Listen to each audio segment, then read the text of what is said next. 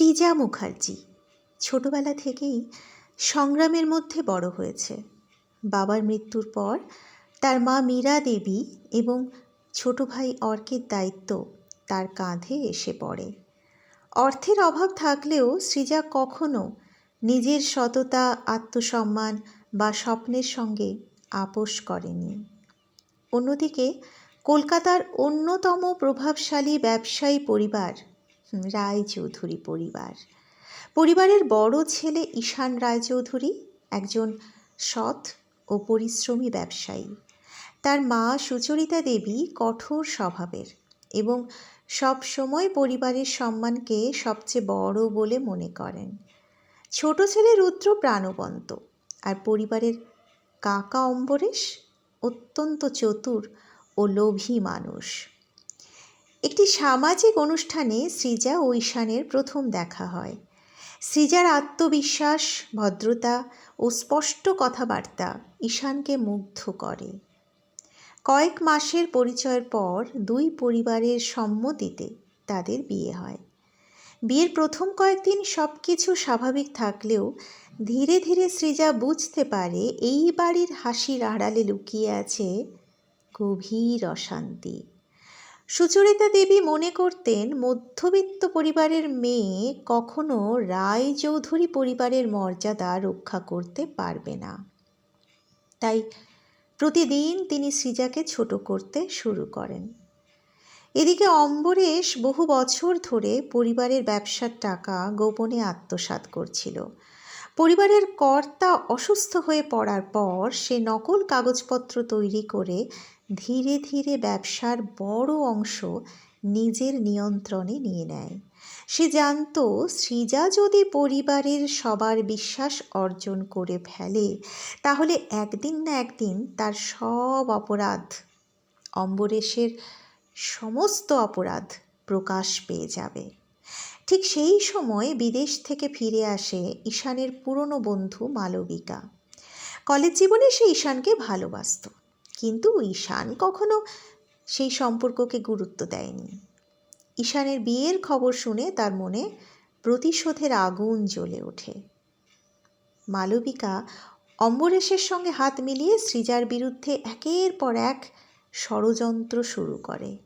কখনো গয়না চুরির মিথ্যে অভিযোগ, কখনো ব্যবসার গুরুত্বপূর্ণ নথি হারানোর দোষ, কখনো পরিবারের সামনে সৃজাকে অপমান করার পরিকল্পনা। সব কিছুই সাজানো ছিল।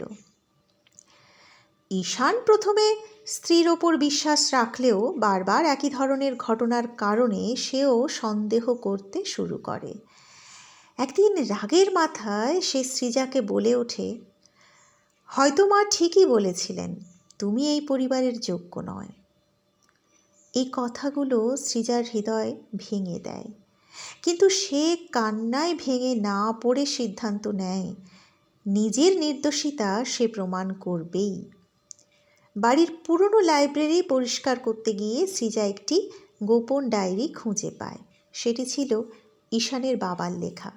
সেখানে উল্লেখ ছিল তার গাড়ির দুর্ঘটনা আসলে কোনো দুর্ঘটনা নয়, পরিকল্পনা করে গাড়ির ব্রেক নষ্ট করা হয়েছিল। কিন্তু অপরাধীর নাম লেখার আগেই তিনি অসুস্থ হয়ে পড়েছিলেন। সৃজা বিষয়টি গোপনে তদন্ত করতে শুরু করে। রুদ্রও তাকে সাহায্য করে। তারা পুরনো হিসেব, ব্যাংকের নথি, সিসিটিভির সংরক্ষিত ফুটেজ সব কিছু সংগ্রহ করতে থাকে।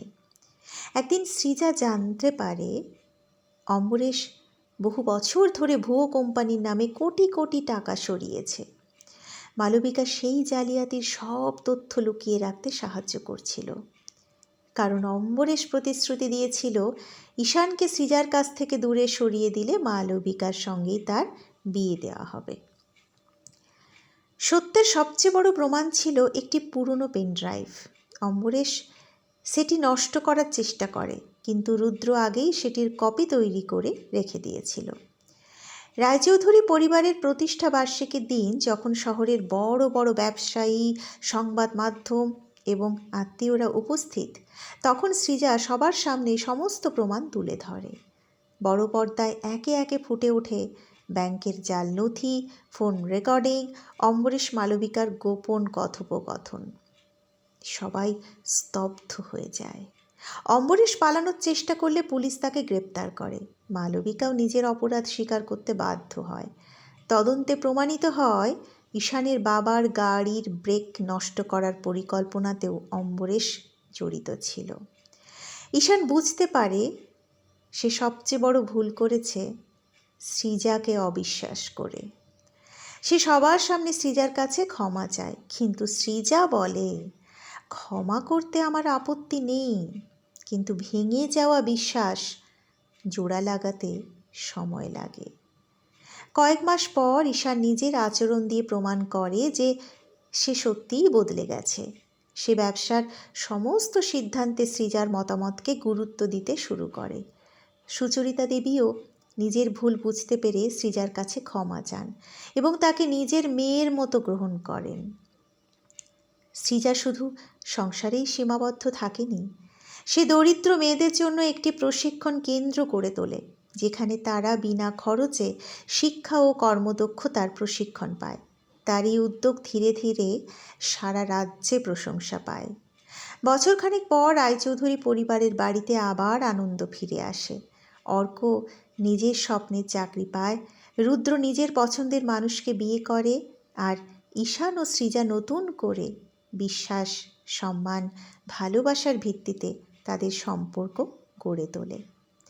এক সন্ধ্যায় বাড়ির ছাদে দাঁড়িয়ে ঈশান সৃজার হাত ধরে বলে, ভাগ্য আমাদের অনেক কঠিন পথ দেখিয়েছিল, কিন্তু শেষ পর্যন্ত সেই পথই আমাদের সত্যিকারের মানুষ হতে শিখিয়েছে।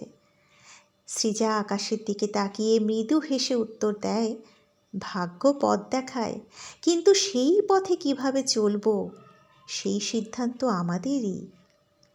সেদিনের সূর্যাস্ত যেন তাদের জীবনের সব অন্ধকারকে বিদায় জানিয়ে এক নতুন ভোরের প্রতিশ্রুতি।